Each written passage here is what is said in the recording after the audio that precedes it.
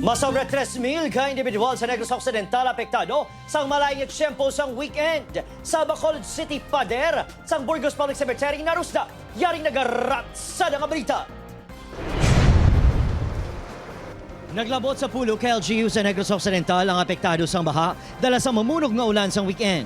Sa datos sa Negros Occidental PDRMO, masobra 1,000 ka pamilya ukon masobra 3,000 ka individual ang nag-evacuate. Tamaan isang Pontevedra no nga damo-damo kita flooding incidents kag do nagsaka gid ng tubig.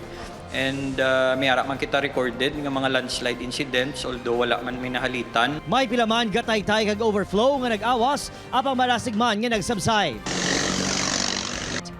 Sa Bacolod City, narusda ang porsyon sa pader sang Burgos Public Cemetery bago sa mamunog nga ulan. Kahapon, ginahawanan na ang porsyon sang dalan nga apektado sang pagkatiphag. Ginpakikangutan na sa LGU mahimata sa mga nalubong nga iproseso ang pagsaylo sang mga tulan. Opo, kay Herald Eka, Adrian Bretos, ang naga. Sada!